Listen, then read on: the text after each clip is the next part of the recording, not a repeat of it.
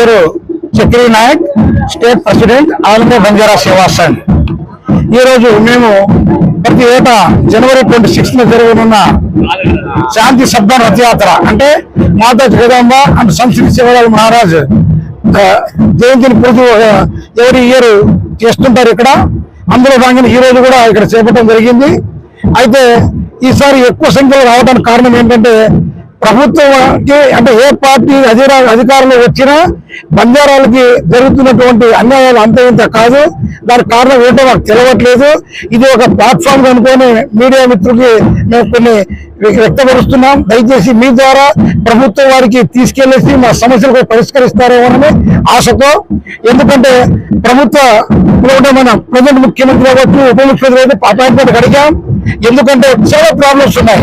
తాండాలకి రోడ్లు లేని విషయం కానీ, వాటర్ ప్రాబ్లమ్స్ కానీ, సెల్ టవర్స్ కానీ, ఆరోగ్య సమస్యలు కానీ, పెన్షన్ విషయం కానీ, హౌసింగ్ లేకపోవడం కానీ, బంజారా భూములు సాగులో ఉన్న పట్టాలు ఇవ్వకపోవడం కానీ, నిర్దేశితో ఇబ్బంది పడుతున్నటువంటి మన బంజారాల గురించి కానీ ఒకటి రెండు కూడా కాదు, అనేక ఇష్యూలు మాకు అన్యాయం జరుగుతున్నది. ముఖ్యంగా మాది ఆంధ్రప్రదేశ్ ఉన్నటువంటి మన గిరిజనుల్లో బంజారాలు కూడా అత్యధిక శాతం ఉన్నారు కాబట్టి ఒక చైర్మన్ కాదు కదా, మెంబర్ కూడా వేలని పరిస్థితి ఉన్నది ఈ రోజు. దానికి కారణం తెలియట్ల.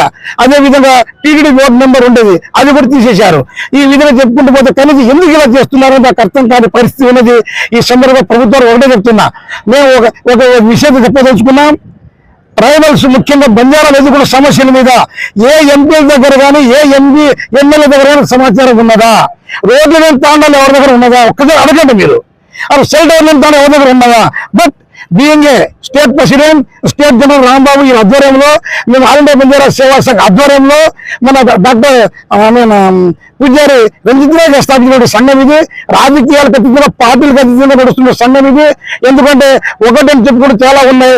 ముఖ్యంగా రాజకీయ ప్రాధాన్యత లేకపోవటం. అంటే ఎస్సీకి చూస్తే డిస్టిక్ ని యూనిట్ చేయబట్టి ప్రతి డిస్టిక్ లోనూ ఎమ్మెల్యే గాను ఎంపీ గాను ఉన్నారు. గిరిజనులు మాత్రం ఒక స్టేట్ వైడ్ యూనిట్ చేయబట్టి ఇక్కడ ఉండేటటువంటి జనాభా మొత్తం ఏజెన్సీకి వెళ్ళడం జరిగింది. ఏజెన్సీలో ఉండేటటువంటి ఉన్న ఎస్టీసీ కూడా అందరూ ఏజెన్సీ ఉన్నాను. మళ్ళీ అదే ఏజెన్సీకి చైర్మన్ అక్కడే, మెంబర్స్ అక్కడే, ఎమ్మెల్సీ కూడా అక్కడే ఇవ్వటం ఎంతవరకు నాకు అర్థం కాని పరిస్థితి. కాబట్టి ముఖ్యమంత్రి ఒకటే అడుగుతున్నాం, మేము అడిగే సమస్య చూడండి. మేము ఉనికి చాటుకోట కోసం చెప్తున్నామా? నిజంగా మా బంజారా ప్రజలు కూడా సమస్యల మీద వాడి వినిపించడం ఎవరు లేరు అని మీ దగ్గరికి వద్దామని చెప్పి అనుకుంటున్నావా? ఒక్కసారి ఆలోచించమని అడుగుతున్నాం. ఇంకో విషయం, ఒక ఉద్యోగ స్థితికి వస్తే డాక్టర్ బోరస్వామి గారు ఉన్నారు.